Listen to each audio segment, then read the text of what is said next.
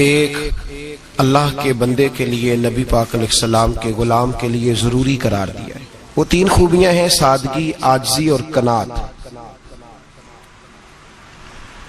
जिस आदमी के अंदर ये तीन बातें पाई जाती हैं कि वो सादा भी हो, इज्जो इनकिसार वाला भी हो, और जो चीजें अल्लाह ने उसे दी हो उस पर उसकी कनात भी हो, वो राजी भी हो, तो ऐसे शख्स पर अल्लाह तबारक व तआला की खास रहमत नाजिल होती है, जिस बंदे के अंदर ये सलाहियतें पाई जाएं। हम देखते हैं कि इस जमाने में सादगी, आजिज़ी और कनात वाला पहलू खासा मुश्किल होता चला जा रहा है। कोई भी बरादरी हो, कोई भी कबीला हो, कोई भी इलाका हो, लोगों को अपना आप दिखाने का बहुत शौक होता जा रहा है।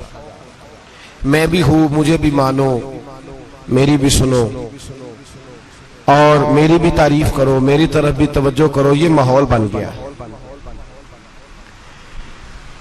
अगर आप सादगी वाले नहीं होंगे तो फिर आपने कुछ चीजें उधार की ओढ़ी होंगी जो असल नहीं। सादगी जो होती है वो असल होती है, असल रूप होता है आदमी का।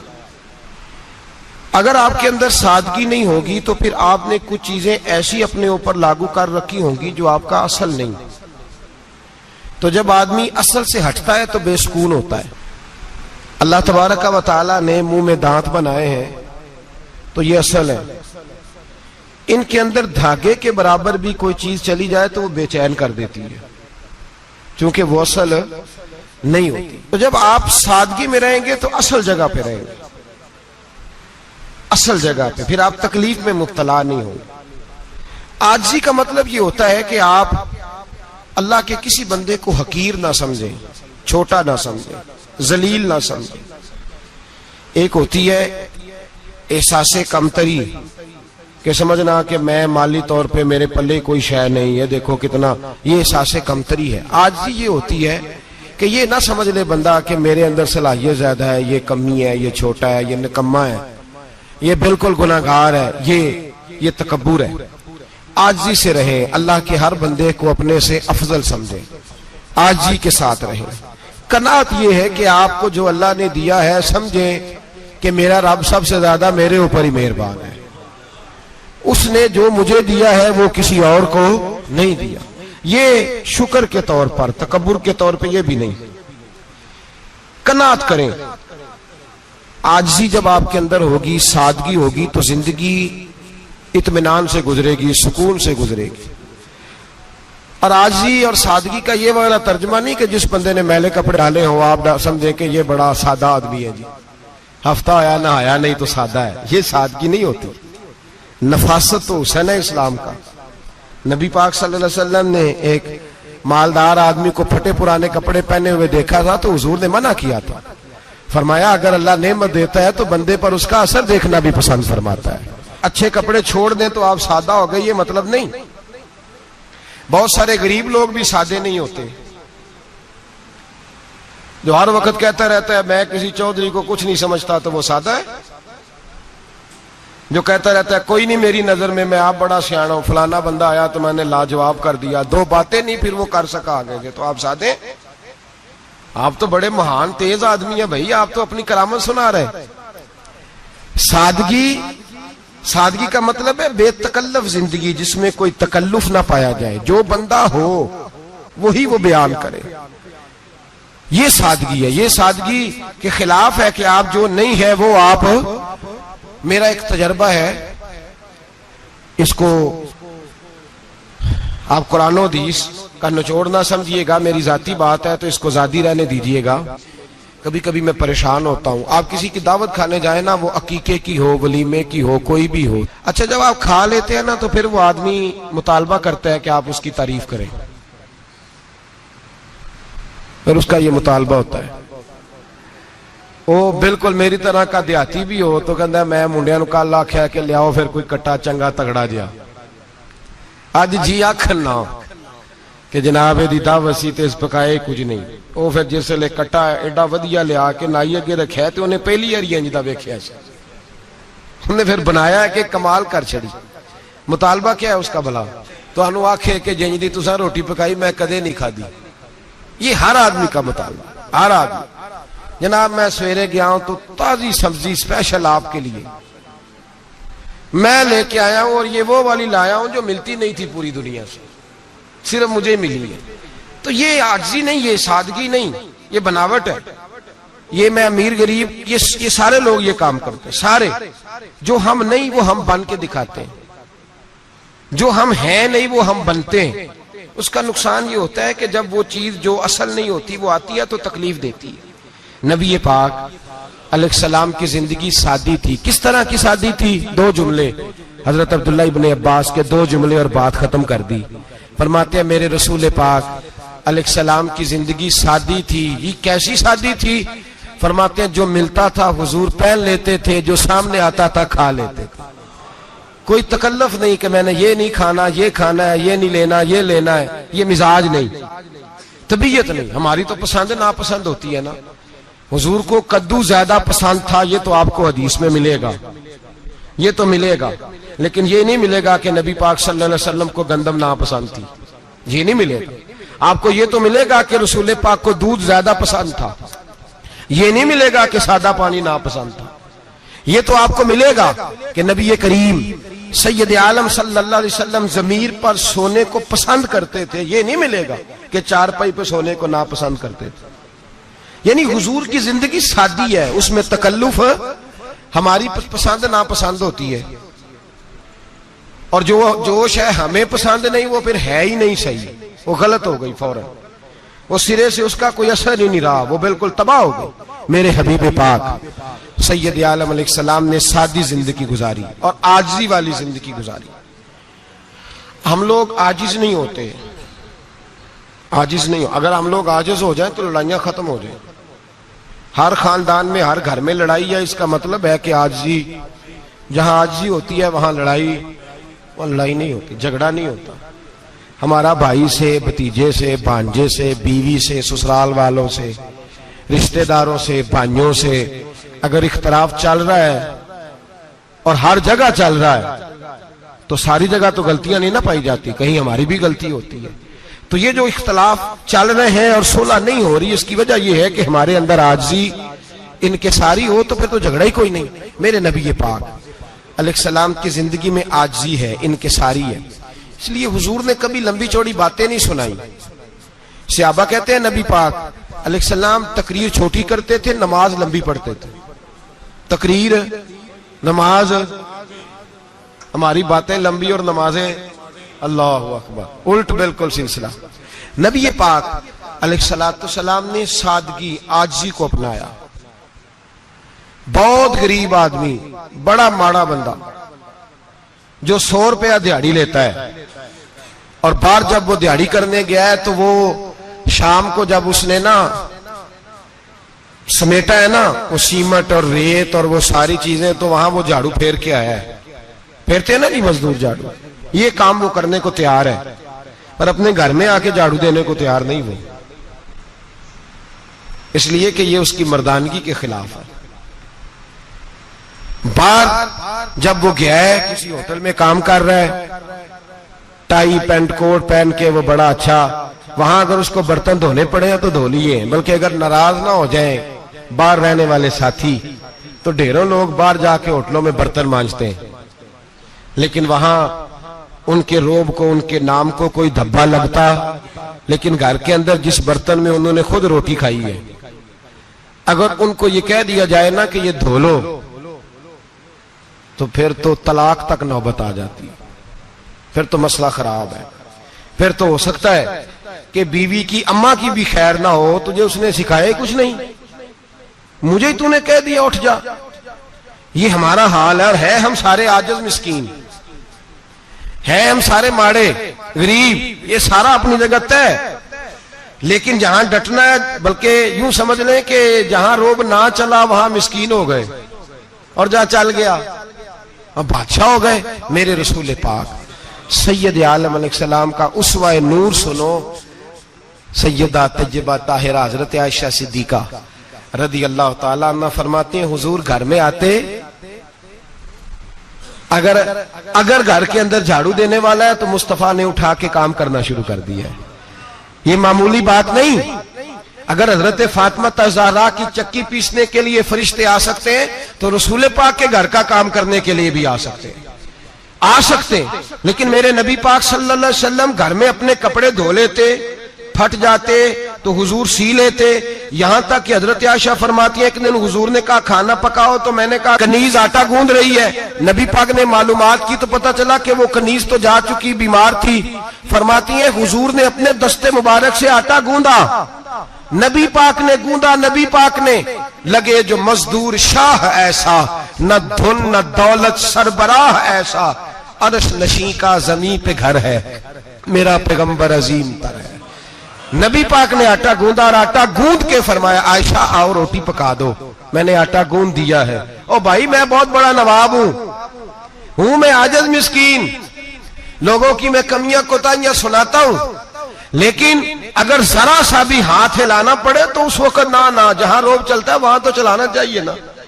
जितना हमारा दबदबा बनता है, आजिज़ी इनकिसारी, ये इंसान को संवारती है, ये उसको सुकून देती है, ये उसके अंदर पैदा करती है वो चीज जो उसे अल्लाह के करीब करती है। अगर आप बड़े हैं तो फिर आप बड़े ही रह जाएंगे, बन कुछ नहीं सकेंगे। अगर आप में तकब्बुर है तो फिर अना का बुत कायम हो जाएगा, बन कुछ नहीं सकेंगे आप। हर आदमी को अपना आप दिखाने का शौक है, बनाने का शौक है, शोहरत, नाम बरी, अपने आप को जाहिर करना, बताना। 1,44,000 सहाबा थे मेरे रसूल पाक के, सारे कहिए सल्लल्लाहु अलैहि वसल्लम। जब हुजूर का नाम सुने तो दरूद पाक पढ़ा करें सल्लल्लाहु ताला अलैहि वसल्लम। 1,44,000 सहाबा थे, काम कर गए, किसी ने नाम नहीं बनाया, काम किया। शायद चंद 100 के नाम किताबों में मिलते हो, बाकियों ने काम किया, नाम पर तवज्जो ही नहीं। और कुछ ऐसे भी थे जो आए नहीं, बात मानी है मेरे नबी पाक की। हजरत वैसे करनी रदी अल्लाह, तशरीफ नहीं लाए, घर रह के वे हुजूर की बात मानी है। माँ की खिदमत करो, नहीं आए, खिदमत करी, तशरीफ नहीं लाए, घर रह के बात मानी। दर्जा क्या दिया? मेरे रसूल पाक अलैहिस्सलाम ने ड्यूटी लगाई मौला अली शेर खुदा की, हजरत उमर फारूक रदी अल्लाह ताला, फरमाया मेरा जुब्बा ले जाना और मेरे अवैस से मिलना और उसे कहना मेरी उम्मत की बख्शिश की दुआ मांगे। भाई घर रह के बात मानी, कोई शोरा नहीं, कोई नाम नहीं। इमाम अब्दुल वहाब शौरानी कहते हैं करन के लोग उन्हें रोड़े मारते थे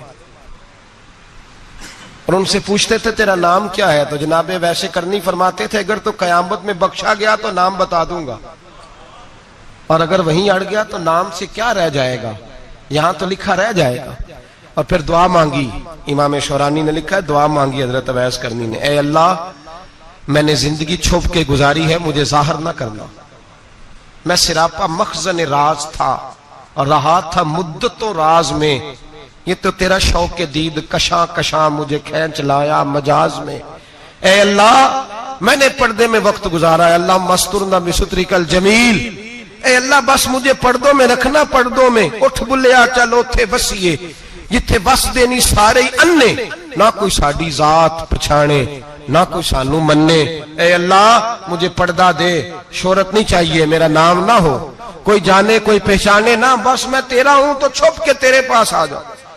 इमाम फरमाते अल्लाह 70,000 फरिश्ते कयामत के दिन हजरत अवैसे करनी की शक्ल के पैदा करेगा और उन फरिश्तों के अंदर छुपा के जनाबे अवैस को अपनी और अपने महबूब की बारगाह तक ले जाएगा, चूंकि वो छुपे रहे, जरूरत नहीं। मैं सिरापा मखजन राज था, मैं तो रहा था मुद्दतों राज में, ये तो तेरा शौक के दीद कशा कशा मुझे खींच लाया मजाज में, शौक नहीं। मुझे भी पूछ लो, मेरा भी नाम ले लो। अब तो इस कदर ज्यादा अना का बुत आ गया, रोटी खिलाओ, जिसको खिलाई उसकी फोटो खींच के फेसबुक पे दो, पानी पिलाया तो पहले उसकी फोटो दे लो, अगर सलाम लिया तो पहले छोड़ दो यार, बस करो। ये अना के बुत बना लिया हम लोगों, किस चक्कर में पड़ गई है दुनिया। एक गरीब को 2, 4, 5 रुपए क्या दे दिए, एक आटे का थैले का दे दिया, 4 अखबारों में खबर दे दी, ये आजी है, ये तरीका है। अब तो लोग यहां तक रियाकारी करने लगे, नमाज पढ़ने के लिए आते हैं तो पहले फोटो खींच के आते हैं, जुम्मे की तैयारी करते हुए, बस कर दें, बस करें। कहीं रुके, किसी जगह स्टॉप करें, अपने अंदर इंकिसारी पैदा करें। जो खत्म हो गया वो बच गया, जो अपने आप को बनाता रहा वो कभी बन ना सका। बचा वही जो रब की बारगाह में मिट गया। हमारी तो उम्र गुजर गई है अपने आप को तामीर करते, सारी जिंदगी गुजर गई। मेरा भी नाम लो, 30 साल में रह के आया हूं जी सऊदी अरब के फलाने महल्ले में, किसी से मेरा नाम पूछोगे तो पहुंच जाओगे। क्या होते थे आप वहां, क्या नाम पूछे? वहां तो बादशाहों के नाम अब कोई नहीं लेता, मिट गए, जो आए थे चले गए।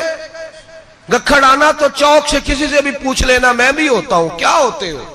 यहां बड़े लोग थे जिनका तूती बचता था, खत्म हो गए। तू और मैं भी जाने वाले, और जमाना आएगा, मिटने के लिए दुनिया आई है। अगर दुनिया में खुद ब खुद अपने आप को मिटा के रखोगे तो अल्लाह इज्जत अता फरमाएगा। हम तो इतना खड़े हुए हैं कि बहनों से, भाइयों से, ससुराल से, रिश्तेदारों से कट गए हैं बिल्कुल, इसलिए कि बुत नहीं टूट रहा अंदर का।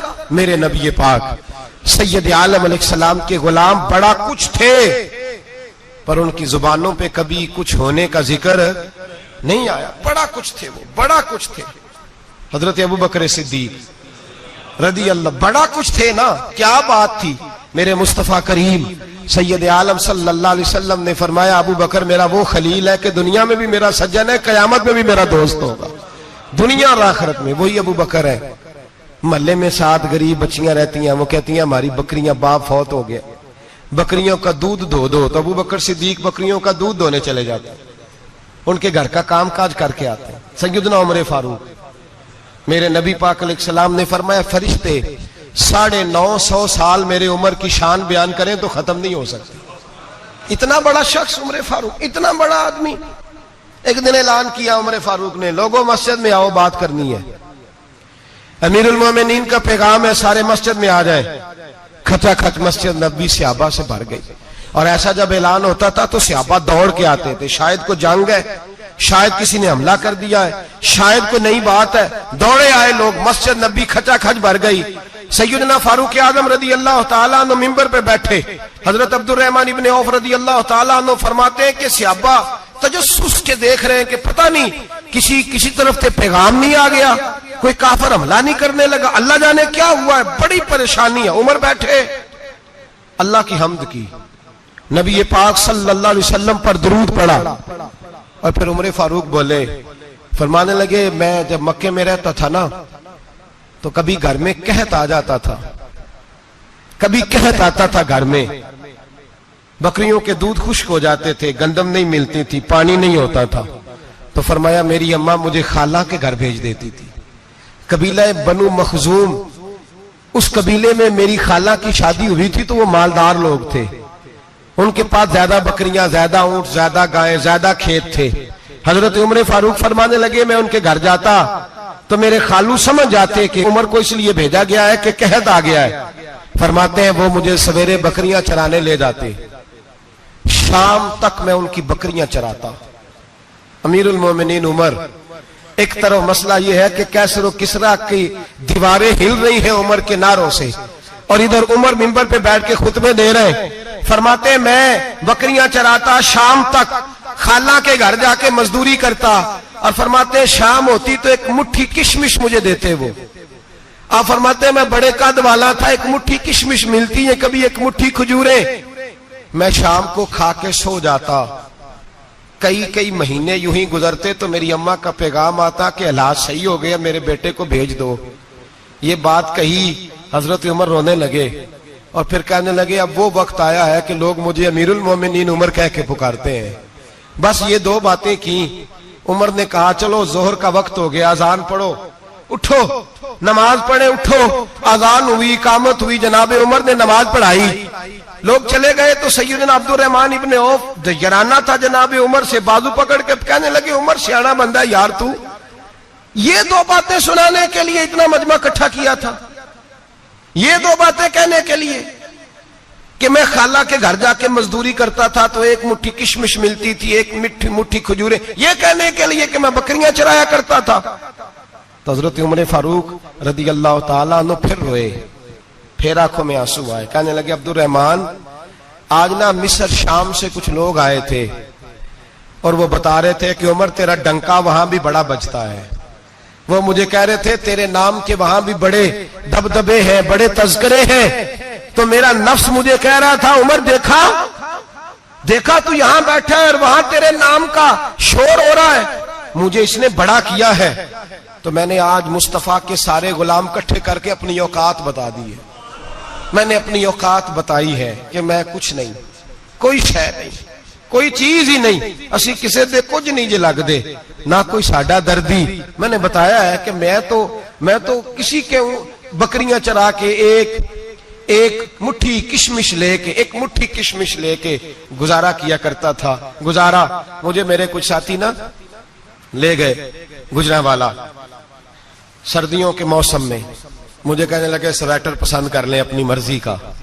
तो मैंने कहा यार मुझे तो वही मजा आता है जो मेरी अम्मा क्रोशिये से बनाया करती थी, वही वो पहले अब्बा पहनते थे, फिर वही स्वेटर बड़ा भाई पहनता था, फिर हमारे खाते में आ गया।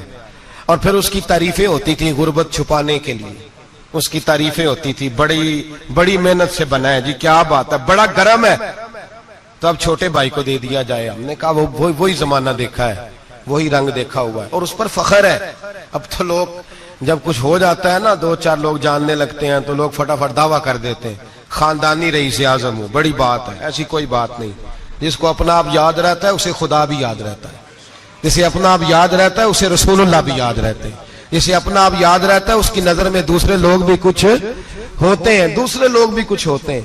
मैं उम्रे के लिए, हज के लिए जाता रहता हूँ, रब मुझे अपने फजल से बुला लेता है। तो मैं एयरपोर्ट से नीचे उतरा तो एक साहब मेरे जानने वाले थे, दौड़ के आए और मुझे कहने लगे क्या बात है, सुना है इस दफा आप सऊदी एयरलाइन से आए, सीधा मदीना शरीफ आए, क्या बात है आपकी। और मैंने कहा साहब छोड़ दें, मैं भी जब पहली दफा आया था तो मैं भी बड़ा घूर घूर के एयरपोर्ट देखता था, मैंने कभी देखा जो नहीं था, मैं बड़ा घूर घूर के देखता था, कोई ऐसी बात नहीं है, ये निजाम कुदरत है, बादशाह के फैसले हैं, वो जब चाहता है जिस तरह के चाहता है फैसले फरमा लेता है, तो ये उसके फैसलों की बात है। हम लोग ना जिस हैसियत पे होते हैं वहीं रह जाते हैं, पिछली बात भूल जाते हैं। इसलिए हम चाहते हैं जो भी हमें मिले झुक के मिले, जो भी आए, और ये मेरा आपका सबका मुश्तरका मामला है। मेरे नबी पाक सल्लल्लाहु ताला अलैहि वसल्लम ने सहाबा से पूछा तुम्हें बताऊं जन्नत के बादशाह कौन होंगे? जन्नत के आम लोग नहीं, जन्नत के, बोलिएगा जरा, जन्नत के अल्लाह बादशाह। जन्नत में तो जाना बड़ी बात है, हुजूर जन्नत का भी बादशाह, इब्ने माजा में लफ्ज है, तुम्हें पता है जन्नत के बादशाह कौन होंगे? तो मेरे मुस्तफा करीम सल्लल्लाहु ताला अलैहि वसल्लम के गुलामों ने कहा हुजूर हमें नहीं पता। तो हुजूर ने फरमाया जन्नत के बादशाह वो लोग होंगे जिन्हें दुनिया में कोई भी नहीं जानता था, जिनके कपड़े सादे होते थे, जो गरीब लोग होते, जो सिफारिश करते थे तो उनकी कबूल कोई नहीं करता था, जो किसी के साथ जाते थे तो उनको मानता कोई नहीं था, वो जन्नत के बादशाह होंगे, बादशाह। और फरमाया क़यामत के दिन जब लोग उन्हें देखेंगे तो उन पर फख्र करेंगे, रश्क करेंगे, कहेंगे क्या बात है तुम्हारी। यहां तो शौक ही बड़ा है, गरीबों ने भी पोस्टर बनाए हुए हैं, डाकुओं, लुटेरों, चोरों की तस्वीरों के साथ लगवाए हुए, अपने आप को बड़ा करने के लिए।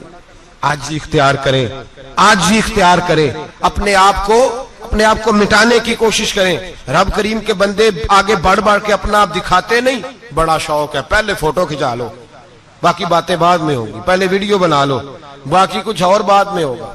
पहले अब तो परसों तरसों मुझे एक मौलाना कहने लगे कि आपसे मैंने, वो यहाँ जुमा पढ़ने आते हैं कभी कभी, मेरे दोस्त हैं, कहते हैं आपसे मैंने सुना था कि अगर कोई, उस नबी पाक का फरमान है, अगर कोई नजराना दे तो उसको ले लो, अगर कोई तोहफा दे तो उसको, हुजूर ने फरमाया ले लो, अगर तुम्हें को देता है अपनी मर्जी से, मांगना मना है, खुद दे तो ले लो, वरना एक वक्त आएगा तुम मांगोगे तुम्हें मिलेगा नहीं, जब को दे तो ले लो। कहने लगे आपने कहा था को दे तो उस वक्त से मैं, कोई सूट देता है मुझे मेरी मस्जिद का नमाजी तो मैं ले लेता हूं, कोई मुझे कोई और शय देता है तो मैं आपसे सुन के, तो अगर मेरी मस्जिद का नमाजी सूट पकड़ाते साथ फोटो भी खींचे तो फिर मेरे लिए क्या हुक्म है? वो खुशबू की डब्बी देते हुए साथ फोटो भी खींचे, फिर मेरे लिए क्या हुक्म है? कहने लगे रमजान में ये हाल हुआ है कि लोग कपड़े दे रहे थे और फोटो खींच रहे थे, क्या चक्कर है, कहां चले गया? गरीब आदमी की इज्जत नफ्स को कुचल डाला पकड़ के। एक जोड़ा साल के बाद इमाम को दिया, उसकी भी तस्वीर खींच के फेसबुक पे दे डाली। ये हमारी आजिज़ी है, ये हमारा प्यार है, ये हमारा अंदाज है। भाई ये हम गलत रास्ते पे, गलत डगर पे चल निकले, हमें वापस आना पड़ेगा। मेरे नबी पाक अलैहिस्सलाम ने आजिज़ी को पसंद किया। हुजूर शोहरत से, नामवरी से दूर रहते। नबी पाक अलैहिस्सलाम ने आजिज़ी, इनकिसारी और सादगी और कनात इनको अपना के रखा, सीने से लगा के। ये नहीं कि माल नहीं आया, बहरीन से लाखों दिनार आए हुजूर के जमाना ज़ाहिरी में। तबूक के बाद फतूहात हुई तो लाखों दिनार आए, लेकिन हजरत आयशा कहती है हमारे घर में 4 दिन के बाद ही रोटी पकी है, हमने एक वक्त ही खाना खाया। लाखों रुपया आया है, पर हमारे घर के अंदर जो खाना आया है वो सिरका ही आया है। हमने रात अगर रोटी बच गई है तो सवेरे उठ के रात वाली खाई है। हमारे घर के अंदर वही हालात रहे, इसलिए कि मेरे नबी पाक अलैहिस्सलाम ने फरमाया मैं तुम्हारी दुनिया से हासिल करने नहीं आया, मैं तो मुसाफिर की तरह वक्त गुजारने आया। हम ज्यादा के चक्कर में निकले तो बड़ा कुछ कुचल के आ गए। बड़ा कुछ आजी जब पैदा होती है, इनकिसारी जब पैदा होती है, जब तवाज़ो आती है, फिर इंसान बनता है, फिर वो समझता है, फिर उसके अंदर तब्दीली आती है, फिर वो। और बुजुर्ग फरमाते हैं आजी वाले को नमाज में भी लज्जत आती है, वरना तो किसी ने पूछा था, एक शायर इस्लामाबाद में रहते थे, तो उनसे किसी ने पूछा कि आपका शहर किस तरह का है।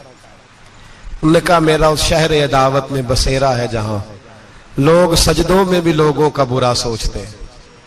मेरा उस शहर अदावत में बसेरा है जहां लोग सजदों में भी लोगों का, नमाज पढ़ते हुए कहते हैं देखो कितनी बू आ रही है इससे, कपड़े नहीं बदल के आया, नमाज पढ़ते हुए भी साथ वाले के बारे में बुरा सोच रहे। जब आजी सैयद अहमद कबीर रिफाई रहमतुल्लाह ताला अलैह, ये सिलसिला रिफाइया के शेख हैं, आला हजरत रहमतुल्लाह अलैह ने इनकी बड़ी तारीफ लिखी है फतावा रज़विया में।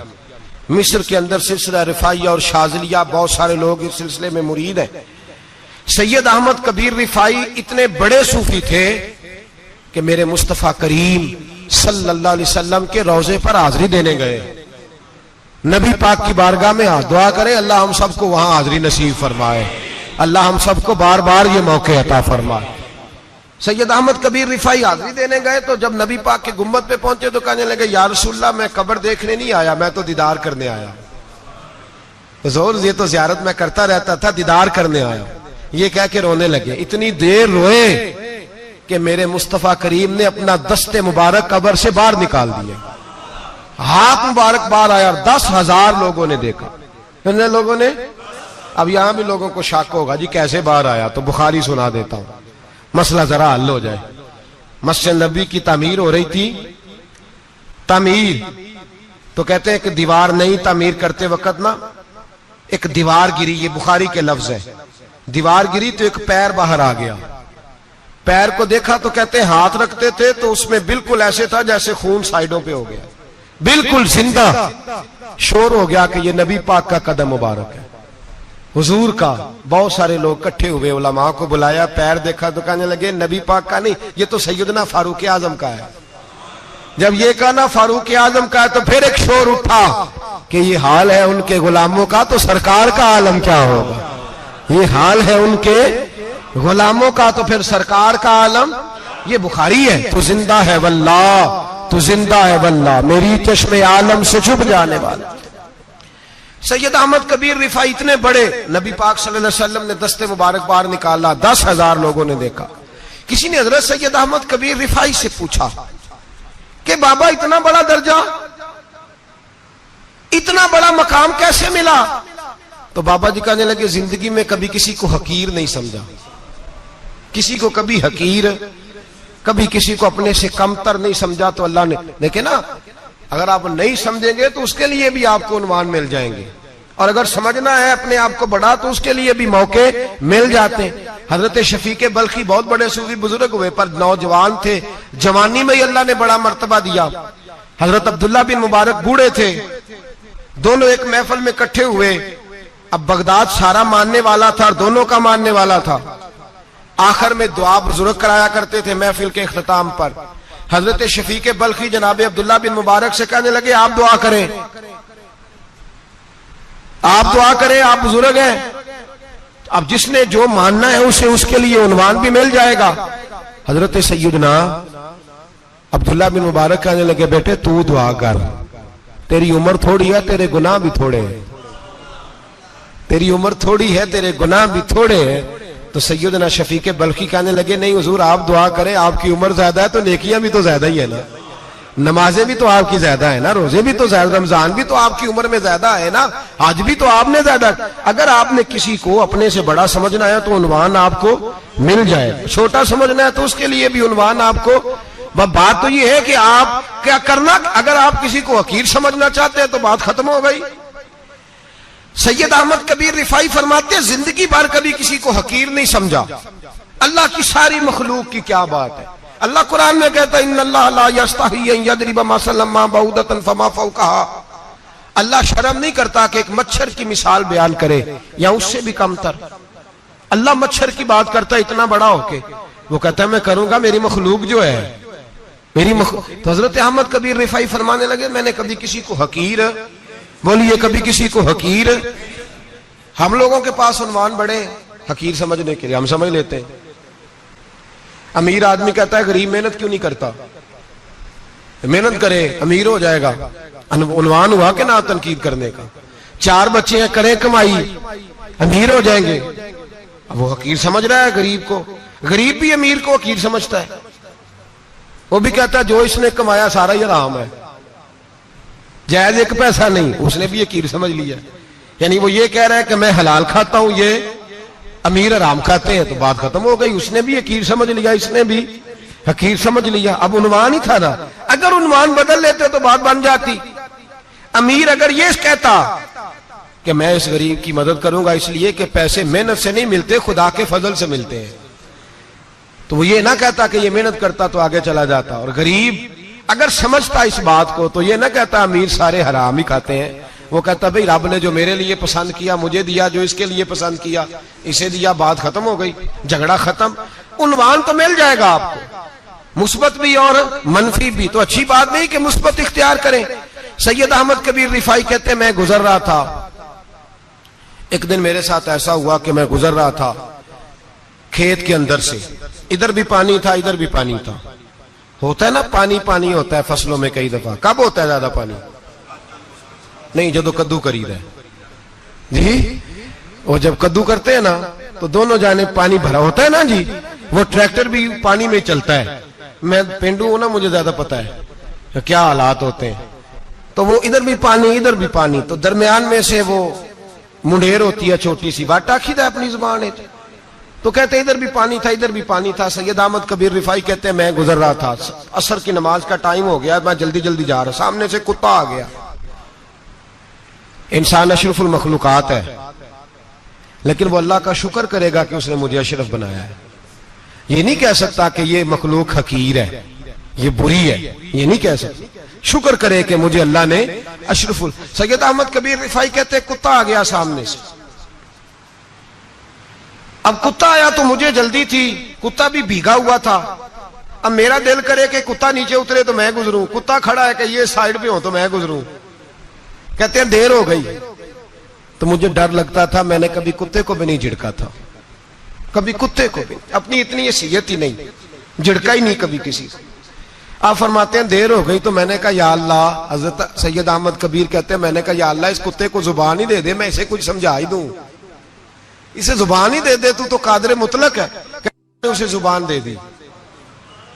तो मैंने कुत्ते से कहा नीचे उतर जा, मैंने नमाज पढ़नी है। तो कहने लगा बाबा जी आप उतर जाए, आप उतर जाए, आप उतर जाए, मैं क्यों उतरूं?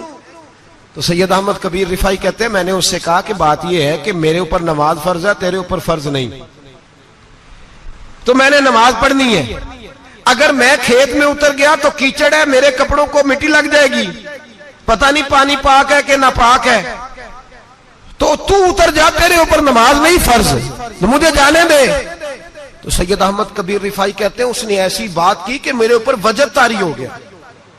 कुत्ते ने बात की तो मैं कांपने लगा। राती जागे शेख सदावे, राती जाग दे कुत्ते, तैथों उत्ते मालक दा दर मूल न छड़ दे, भावे मारो 100 जुत्ते, तैथों उत्ते ओ एक बुरकी दा कदर पछानन, भावे मालक होमन सुत्ते, तैथों उत्ते रुखा सुखा खा दिने जार रुखा विच सुते ते तैथों उत्ते उठ बुलिया चल यार मना लै नहीं ते बाजी लै गए नहीं कुत्ते।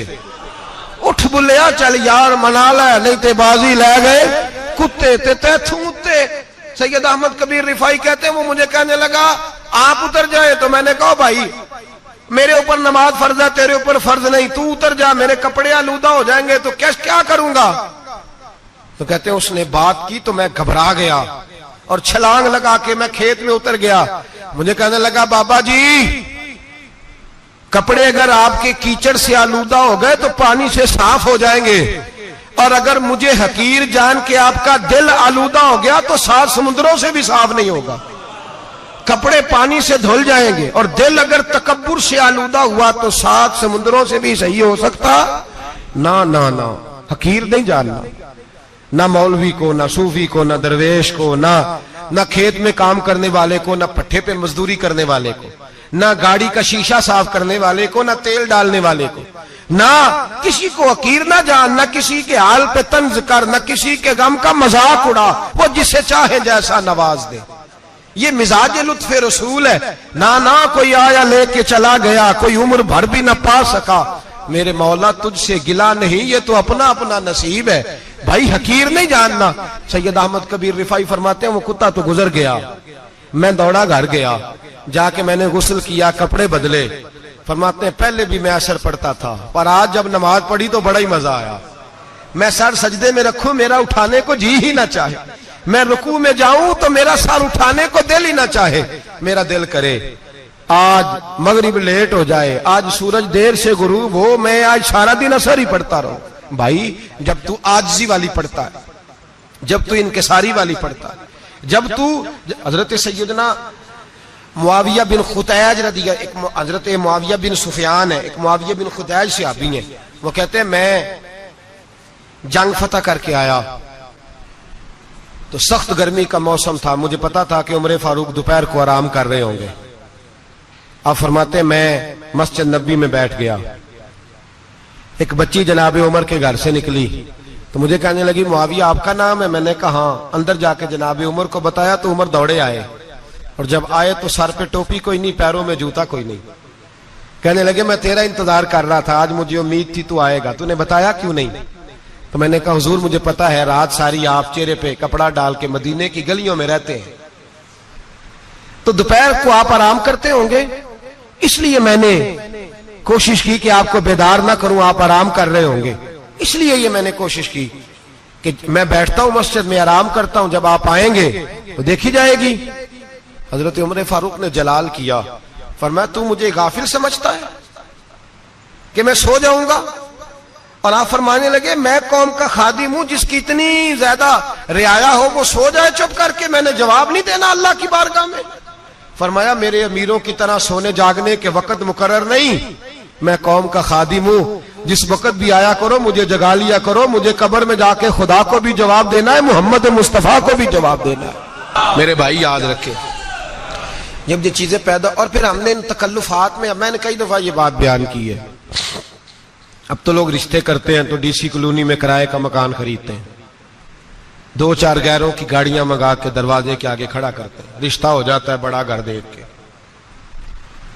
और जब शादी के चौथे दिन पता चलता है कि ये किराए का मकान था, तो रिश्ते मकानों पे कायम नहीं होते, एतबार पे कायम होते हैं। वो एतबार टूटता है तो जिंदगी भर कायम नहीं होता दोबारा। जो आप हैं आप वही रहें, जो आप नहीं है वो कभी बनने की कोशिश ना करें। और मेरे अजीज ये भी याद रखें आजिज़ी आपको सवार देगी, और वैसे भी हम अल्लाह के हुजूर जाने वाले, अगर पर्दों में छुप के चले जाएंगे तो बच जाएंगे, और अगर हम अपना आप दिखाते ही रहें, सारी जिंदगी इसी चक्कर में रहें कि मुझे भी पूछो, मुझसे भी मुशावरत करो, मेरी भी बात सुनो, तो ये अना की दौड़ तो खत्म ही नहीं होती। हिर्स सिर्फ पैसे की नहीं होती, हिर्स हवस शोहरत की भी होती है। और नबी पाक सल्लल्लाहु अलैहि वसल्लम ने इसको भी बयान फरमाया है कि ये जो तेरे अंदर चीज पैदा होती है ना, मैं जाना जाऊं पहचाना जाऊं, इससे भी अपने आप को बचा। सहाबा के बाद जिस शख्स की खिलाफत सबसे मजबूत हुई वो हजरत उमर बिन अब्दुल अजीज थे। इतनी बेहतरीन खिलाफत की कि लोगों को हजरत उमर का जमाना याद आ गया। हजरत उमर बिन अब्दुल अजीज इराक में रहने वाली एक औरत थी। उस औरत का खामद फौत हो गया तो 5 बच्चियां यतीम थी। वो इराक से चली और जनाब उमर बिन अब्दुल अजीज के पास आई कि आप मेरी बच्चियों का वजीफा लगा दें। वो कहती है जब मैं पहुंची ना, यहां तो अब तो इस्तकबाल, आना जाना बड़े मामलात है। अब तो बच्ची की बारात आए और 5, 7, 10, 20 लोग दरवाजे पे खड़े ना हो तो बारात नाराज हो जाती है, कहते हमारा इस्तकबाल ही किसी ने नहीं किया। तो इस्तकबाल तो अब इस तरह है जिस तरह नशा नहीं होता, ये इस्तकबाल की हालत है, अमीरों से लेके गरीबों तक। मुझे पूछा ही नहीं किसी ने, कुर्सी नहीं दी, आगे नहीं बिठाया, ये वाला मामला है। और मैं मेरी तरह के लोग, नेक लोगों की बात नहीं करता। अब तो हम देखते हैं फुला मौलाना का इस्तकबाल हो रहा है, फुला के लिए लोग खड़े हो रहे हैं, नारे लग रहे हैं। और अब तो मैं देखता हूं ऐसे ऐसे हाथ लहराते हैं सूफी और दरवेश कहलाने वाले, जैसे सियासी लीडर लहराया करते। ये क्या तरीका हुआ? ये कौन सा तर्ज जिंदगी? मेरे नबी पाक सल्लल्लाहु अलैहि वसल्लम ने फरमाया जो ख्वाहिश करे कि मैं आऊं और लोग खड़े हों वो तो जहन्नमी है, तो दोज़खी है। सारे वही तरीके हम इख्तियार करते जा रहे हैं, वही प्रोटोकॉल है हर जगह। वो लोग जिनके दरवाजे खुले होने चाहिए थे वहां भी हर वक्त के लिए मामला तय हो गए। याद रखें मेरे नबी पाक अलैहिस्सलातु सलाम ने जो तालीमात दी, हजरत उमर बिन अब्दुल अजीज रहमतुल्लाह ताला अलैह।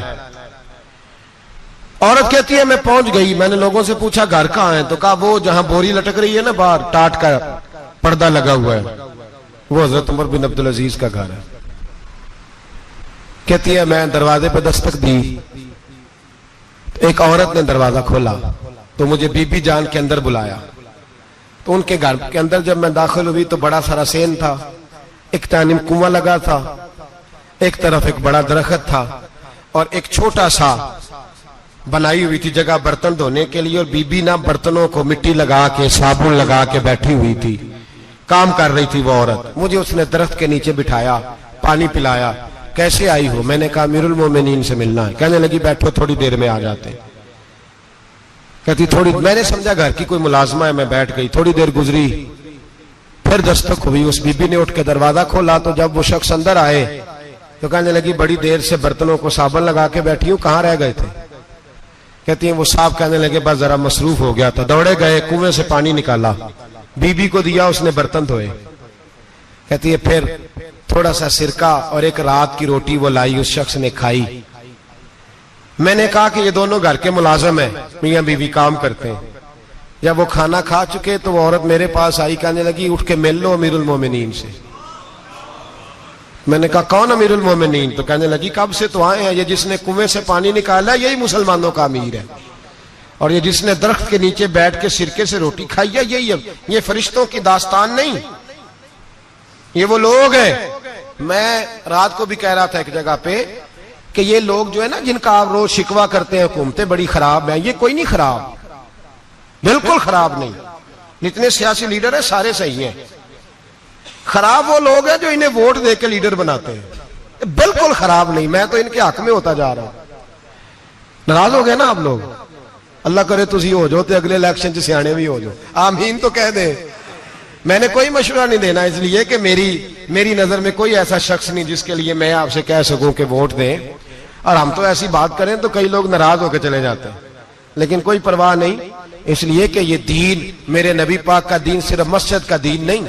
इंशाअल्लाह आइंदा जुम्मे नजरिया पाकिस्तान बयान करूंगा और बताऊंगा कि पाकिस्तान का मतलब क्या, ला इलाहा इल्लल्लाह मुहम्मदुर रसूलुल्लाह सल्लल्लाहु अलैहि वसल्लम। हुजूर का जो कुरान नाफज होगा मस्जिद में, वो कुरान कचहरी में भी नाफज होगा इंशाअल्लाह। और वो कुरान नाफज होने आया है, असेंबलियों में वही कुरान नाफज होगा इंशाअल्लाह। और यही चिराग जलेगा तो रोशनी होगी। बयान करेंगे और डट के बयान करेंगे, आपको बताएंगे। बस जो बात समझा रहा हूं फिल वक्त वो समझे, मुजरम वो नहीं जो बड़ा बन के लूटता है, मुजरम वो है जो उसको सपोर्ट करता है, जिसने उसे बड़ा बनाया है। ये याद रख लें, हमारी कोई बचत नहीं होगी, हमसे पूछा जाएगा। हम सारे कचहरी में खड़े होंगे, अल्लाह सवाल करेगा कि तुम बताओ तुम इनके मददगार क्यों बने थे, तुम सपोर्ट क्यों करते थे, ये पूछा जाएगा और हमने जवाब देना है। बहरहाल आमदाम पर सरे मतलब जनाब उमर बिन अब्दुल अजीज रहमतुल्लाह अलैह के वो बीबी गई तो कहने लगी कि ये अमीरुल मोमिनीन ने कहा, वो उठ के हाजिर हुई, कहा हुजूर मैं इराक से आई हूं, मेरा खामद फौत हो गया, मेरी 5 बेटियां हैं, वजीफा लगा दे। वो बीबी कहती है मेरा दिल था कि यतीम बच्चियों का 100 दिनार साल का लगा देंगे तो बड़ी बात है। कहती है जब मैं उनके पास गई तो हजरत उमर बिन अब्दुल अजीज को बताया तो वो रोने लग गए और मुझसे माफियां मांगने लगे। मैंने कहा हुजूर आप क्यों माफी मांगते हैं? तो कहने लगे इसलिए माफी मांग रहा हूं कि तू मेरी रियाया में थी और तेरी 5 बच्चियां यतीम थी, तुझे खुद चल के आना पड़ा है। मेरा काम था तेरी खबर लेता, माफ कर दे अल्लाह की रिजा के लिए। उन्होंने वजीफा लिखना शुरू किया तो मेरी एक बच्ची का 1000 दिनार साल का लिखा। मैंने कहा अल्लाह तेरा शुक्र है। फिर दूसरी बच्ची का 1000 लिखा तो मैंने कहा अल्लाह तेरा शुक्र है। तीसरी का 1000, चौथी मैंने कहा शुक्र है। जब चौथी का लिखा तो मैंने कहा अल्लाह आपका इकबाल बुलंद करे, अल्लाह आपको हमेशा इसी तरह फलता फूलता रखे।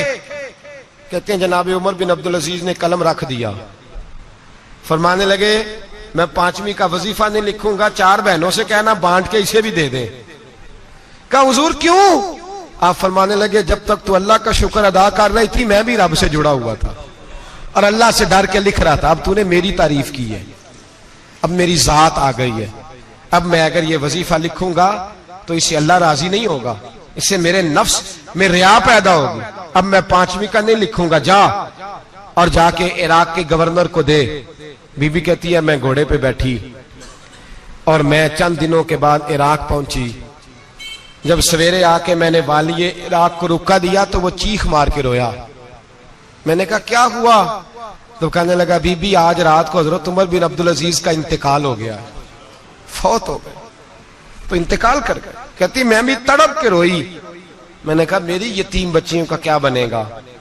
तो वो गवर्नर कहने लगा तेरे वजीफे जारी रहेंगे, तुझे मिलते रहेंगे। तो कहने लगी कैसे? कहने लगा मैं अगर तो गवर्नर रहा तो तेरा वजीफा जारी रहेगा और अगर गवर्नरी से उतर भी गया तो मैं जाती तौर पे मालदार हूं, फिर भी तेरी बच्चियों के माहाना पैसे पहुंचते रहेंगे। मैंने कहा तू क्यों देगा? कहती वो रो पड़ा। कहने लगा अगर अमीर हजरत उमर बिन अब्दुल अजीज जैसे हो तो फिर अल्लाह गवर्नरों के दिलों में भी रहम डाल दिया करता है, फिर मेरे जैसे लोगों को भी वो बदल देता है। हजरत उमर बिन अब्दुल अजीज घर आए, 3 बेटियां थी। एक को आवाज दी वो आई तो उसने मुंह पे हाथ रखा है, दूसरी को आवाज दी वो आई तो मुंह पे हाथ रखा है, तीसरी को आवाज दी तो मुंह पे हाथ रखा है। आपने अपनी बीवी से कहा कि ये बच्चियां मुंह पे हाथ क्यों तीनों ने रखा हुआ, क्या बात है? तो बीबी रो पड़ी, कहने लगी 4 दिन हो गए मेरी बेटियां प्यास से रोटी खा रही हैं, 4 दिन हो गए, उनके मुंह से बदबू आती है इसलिए वो आपके सामने आती हैं तो मुंह पे हाथ रख लेती हैं 4 दिनों से। बीबी रो रही है, हजरत उमर जलाल में आ गए। आप फरमाने लगे तू ये रो रही है, तू रोई है, तूने मेरे घर में रह के अल्लाह की नाशुक्री की है, तू शुक्र अदा नहीं करती कि 3 वक्त प्याज और रोटी तुझे घर की 4 दीवारी के अंदर मिल जाता? रो रही है और मैं आ मेरे साथ बाहर निकल, तुझे वो लोग दिखाऊं जो झोपड़ियों में रहते हैं और मांग के खाते हैं, आ तुझे दिखाऊं। इतनी नाशुक्री कि घर के अंदर प्याज पहुंच रहा है, रोटी पहुंच रही है और तू कहती है मेरी बेटियां प्याज से खाती हैं, शुक्र कर फाके नहीं काटने पड़े। फिर अगले लफ्ज कहे तो रो पड़े। फरमाने लगे मैंने तो मुस्तफा के वो हालात भी सुने हैं जिसमें कई दिन बीबी फातिमा ने फाके किए, तू घर के अंदर प्याज पहुंच रहा है, तू अभी भी। सादगी, आजिज़ी और कनात नेमत थी इन लोगों की। हमारे यहाँ रोज शिकवा है, किस बात का? गाड़ी कोई नहीं। रोज रोना है, किस बात का? बंगला कोई नहीं। रोज रोना है, किस बात का? बैंक बैलेंस कोई नहीं। 10 जोड़े क्यों नहीं ईद पे आए? और ये सिर्फ औरतों का मसला नहीं, हमारे अंदर भी ये बात बदर्जे औला। हम रोज अपने आप को मिस्कीन कहते हैं, गरीब कहते हैं, लाचार कहते हैं, मजबूर कहते हैं। कभी देखो जो झोंपड़ियों में रहते हैं